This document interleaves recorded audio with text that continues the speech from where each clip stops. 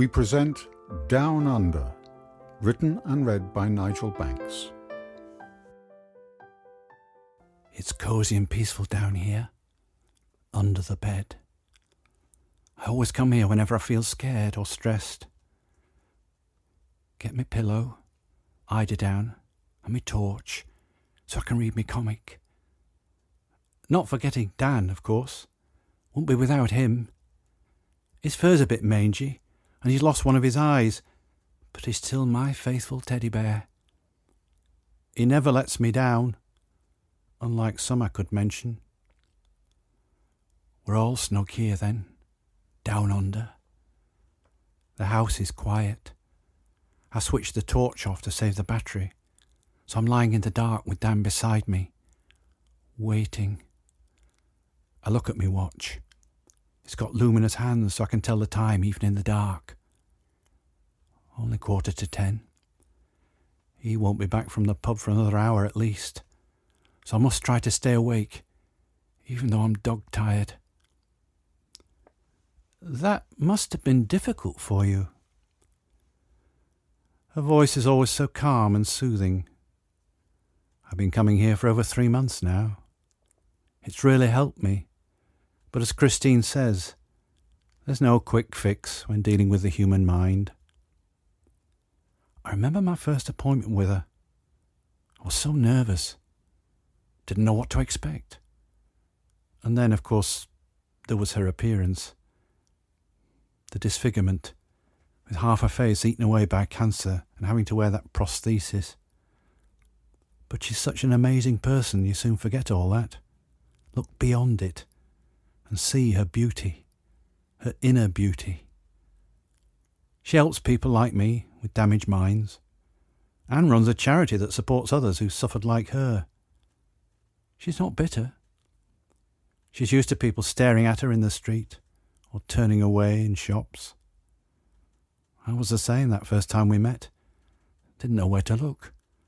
What helped me was that she's only got one eye, so it reminded me of Dan. Christine's like a grown-up teddy bear for me now. Always there for me. Never lets me down. He stumbles home at 11:15. I was just drifting off when I heard the front door slam. He's in a bad mood tonight. I recognise the signs.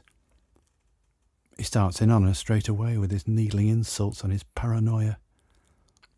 Then the sound of breaking glass and crockery. She cries out, and I know he's hit her.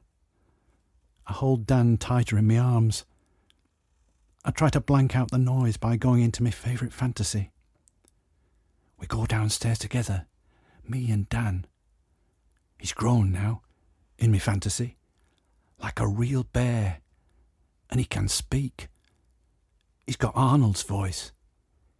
He's the Teddynator. He orders him to leave her alone. He's so awestruck by Dan's size and menace that he sinks to his knees, trembling and shaking with fear. Dan fixes him with his one eye and points his massive paw at him and says, "I'll be back." Then we turn and go back upstairs.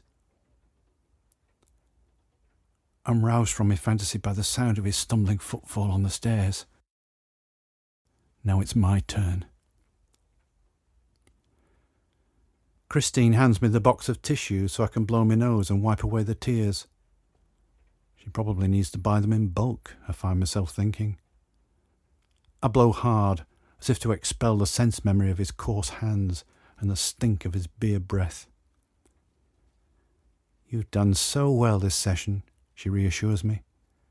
"It will get easier, I promise you. Our time's nearly up, so give me a hug. I'll see you the same time next week." As I get to the door, she calls out, "Wait, I almost forgot. I have something for you. A present. I was having a clear out last weekend and found this." She hands me a plastic bag. "Used to belong to my daughter, but she's grown up now. I thought you might be able to find a use for him." I peeked inside the bag and saw the bear. complete with 2 eyes and a full head of fur. You'll never believe what my daughter called him when we bought him for her. Her face was wreathed in a broad smile. What? Arnold. I couldn't resist it. I'll be back, I said in my best Schwarzenegger voice.